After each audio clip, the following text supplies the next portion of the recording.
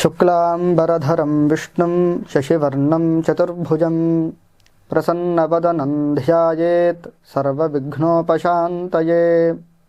शारदा शारदाम्भोजा वदना वदनाम्बुजे सर्वदा सर्वदास्माकं सन्निधिः सन्निधिं क्रियात्।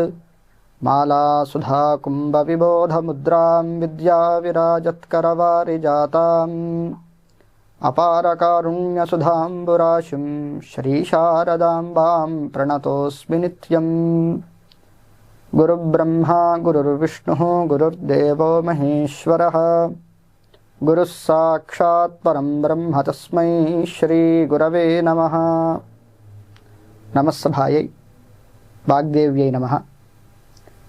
వేదవాణి అనేటువంటి కార్యక్రమానికి మీ అందరికీ స్వాగతం సుస్వాగతం. సంస్కృత సంభాషణం అనేటువంటి కార్యక్రమానికి మనం శ్రీకారం చుట్టాం. అది మీ అందరికీ తెలిసిన విషయమే. ఆ కార్యక్రమంలో భాగంగా ఈవేళ మొదటి ఎపిసోడ్ మనం చేసుకుంటున్నాం. వినా వేదం వినా గీతం వినా రామాయణీం కథాం వినా కవిం కాళిదాసం భారతం భారతం నహి అంటాడు. అంటే అర్థము భారతదేశం నుంచి కొన్ని తీసేద్దాం. మనం వినా వేదం వేదాన్ని తీసేద్దాం, వినా గీతం భగవద్గీత లాంటి గీతలు ఉపనిషత్తులు అవన్నీ తీసేద్దాం, వినా రామాయణీం కథాం రామాయణము లాంటి ఇతిహాసములు కానీ పురాణములు కానీ వీటిని కూడా తీసేద్దాం. వినా కవిం కాళిదాసు లాంటి గొప్ప గొప్ప కవులు వాళ్ళు రాసినటువంటి సాహిత్యాన్ని కూడా తీసేద్దాం. వినా కవిం కాళిదాసం. ఇంకా భారతదేశంలో చెప్పుకోవడానికి ఏమీ లేదు. భారతం భారతం నహి. ఇంకా భారతదేశంలో చెప్పుకోవడానికి ఇది భారతదేశము అని మనం చెప్పుకోవాలి అంటే వీటి వల్ల మాత్రమే మనం భారతదేశం యొక్క ఖ్యాతి అనేది రాబడింది. కాబట్టి వీటిలోంచి ఇవి తీసేస్తే భారతదేశం అసలు భారతదేశమే కాదు. కాబట్టి ఇవన్నీ అంత ప్రాముఖ్యత. భారతదేశము అన్ని దేశాల్లో కల్లా విశ్వగురు స్థానంలో ఉంది అంటే దానికి కారణము వీటి వల్ల ఆ విశ్వగురు స్థానం అనేది వాటికి వచ్చింది. కాబట్టి ఇవన్నీ కూడాను భారతం యొక్క స్వరూపాన్ని వర్ణించేటువంటి విషయములు. వేదములు కానివ్వండి, భగవద్గీత కానివ్వండి, ఉపనిషత్తులు కానివ్వండి, పురాణములు కానివ్వండి, ఇతిహాసములు కానివ్వండి, సాహిత్యములు కానివ్వండి, రఘువంశం లాంటి గొప్ప గొప్ప కావ్యాలు కానివ్వండి, ఇవన్నీ కూడా భారతదేశం యొక్క స్వస్వరూపాన్ని వర్ణించేటువంటి విషయాలు. ఇవన్నీ కూడా ఇవి కానీ లేకపోతే భారతదేశంలో చెప్పుకోవడానికి ఇంకేమీ లేదు. భారతదేశం కూడా అన్ని దేశాల్లోలాగా మామూలు దేశం అవుతుంది. కాబట్టి ఇవన్నీ కూడా ఈ విషయాలన్నీ కూడా భారతదేశానికి ఖ్యాతిని తీసుకొస్తున్నాయి. కాబట్టి వీటిలి యందు భారతీయులందరికీ అమితమైనటువంటి శ్రద్ధ, గౌరవము, ఆదరణము ఉండాలి. ఆదరణ భావన ఉండాలి. ఇవన్నీ కూడా ఏ భాషలో రచించబడ్డాయి? సంస్కృత భాషలో రచించబడ్డాయి. సంస్కృత భాషలో ఇవన్నీ రచించటము అనేది జరగటం వల్ల మనము సంస్కృతం నేర్చుకోవటం అనేది అత్యావశ్యకమైంది. మనందరికీ ఒక అనుమానం వస్తుంటుంది. కొంతమంది అంటూ ఉంటారు, అనువాద గ్రంథాలు ఉన్నాయి కదండి, అంటే ట్రాన్స్లేషన్ చేసినవి, మిగతా భాషల్లోకి ట్రాన్స్లేషన్ చేసినవి. దీనికి ఉదాహరణ ఒక విషయం చెప్పచ్చు. మ్యాక్స్ ముల్లర్ అనేటువంటి వ్యక్తి వేదాలని ఉపనిషత్తుల్ని తర్జుమా చేశాడు ఆంగ్ల భాషలోకి. కానీ అతనికి సంస్కృత జ్ఞానం ఉన్నదా? లేదు. కానీ తర్జుమా చేశాడు. ఎలా తర్జుమా చేశాడు? వక్రీకరించేశాడు. అంటే అసలు తత్వం అనేది పక్కకు పోయింది. తాను ఏమని అర్థం చేసుకున్నాడో దాన్ని తర్జుమా చేశాడు. ఈ ట్రాన్స్లేషన్ అనేది మనకి ప్రామాణ్యము అని మనం ఎప్పుడు అనుకుంటామనంటే ఆ తర్జుమా చేసినటువంటి వ్యక్తికి ఉన్నటువంటి జ్ఞానము ఎంత, భారతదేశం గురించి కానీ, భారతదేశ వేదముల గురించి కానీ, పురాణముల గురించి కానీ, అసలు సంస్కృతం గురించి అతనికి ఉన్నటువంటి మేధస్సు ఎంత అనే దాని మీద ఆధారపడి మనం ఆ ట్రాన్స్లేషన్ని మనం ప్రామాణికతను మనం చెప్పగలుగుతాం. కాబట్టి ఈ వేదముల మీద, ఈ పురాణముల మీద, ఇతిహాసముల మీద చేసినటువంటి ట్రాన్స్లేషన్స్ అన్నీ కూడా పాశ్చాత్యులు వక్రీకరించి మొత్తం ట్రాన్స్లేషన్ చేసి పడేశారు. మనం ఏం చేస్తున్నాం? మనం అవే చదువుతున్నాం. కారణం మనకు సంస్కృతం రాదు. సంస్కృతం ఎందుకు రాదు అంటే సంస్కృతం మృత భాష అని చెప్పి చాలామంది మేధావులుగా చలామణి అవుతున్నటువంటి సమాజంలో ఉన్నటువంటి కొంతమంది కుహానా మేధావులు మాట్లాడే మాటలు. సంస్కృతం మృత భాష, సంస్కృతం బ్రాహ్మణులు మాట్లాడేటువంటి భాష.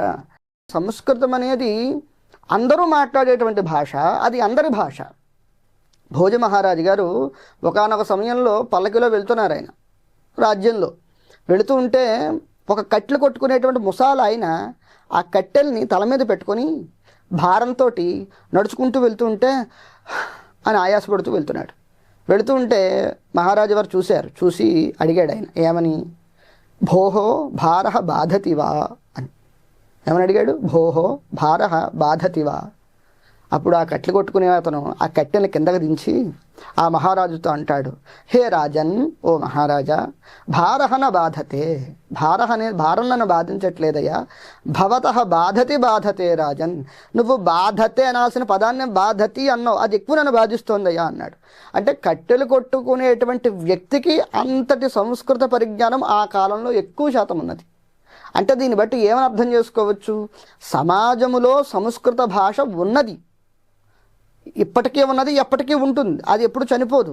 అది ఎప్పుడు మృత భాషగా పరిగణింపబడుతుంది, ఎవరు మాట్లాడకపోతే భాష మృత భాషగా పరిగణింపబడుతుంది తప్ప భాషకు సహసిద్ధంగా చావు అనేటువంటి లేదు. అది మృత భాషగా తయారైంది ఎవరి వల్ల అంటే పాశ్చాత్యుల వల్ల.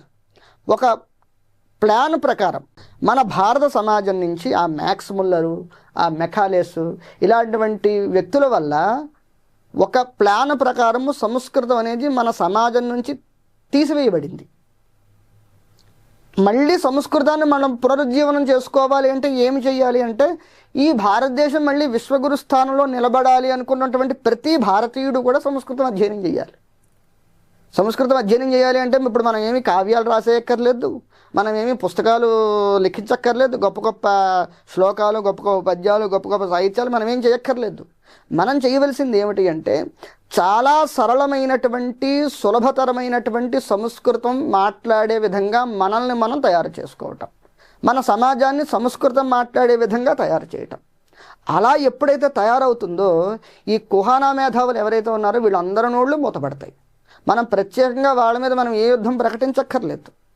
వాళ్ళ యొక్క నోర్లు మూతపడాలంటే మనం ఏం చేయాలి, మనం పోగొట్టుకున్నటువంటి మనదైన భారతీయుల భాష అయినటువంటి సంస్కృతాన్ని మళ్ళీ మనం మాట్లాడే విధంగా మన సమాజాన్ని మనమే తీర్చిదిద్దుకోవాలి. ఉద్ధరేద్ ఆత్మదాత్మానం అని భగవద్గీతలో కృష్ణ పరమాత్మ చెప్పినట్టు మనమే ఉద్ధరించుకోవాలి.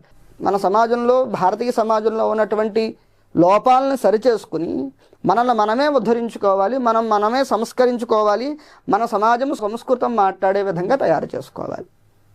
అందులో భాగంగా తెలుగు ప్రజానీకానికి ఎవరైతే శ్రద్ధ కలిగి ఈ సంస్కృత భాషను నేను మాట్లాడాలి, ఈ ధర్మాన్ని నేను నిలబెట్టాలి, నా వంతు బాధ్యత కూడా ఉన్న ప్రతి వ్యక్తికి కూడా సంస్కృత భాష కనీస అవగాహన కల్పించటం కోసము, సంస్కృతంలో మాట్లాడే విధంగా తయారు చేయటం కోసము రిఫ్లెక్షన్ ఛానల్ అమోఘ్ దేశపతి గారు ఈ వేదవాణి అనేటువంటి కార్యక్రమానికి శ్రీకారం చుట్టారు.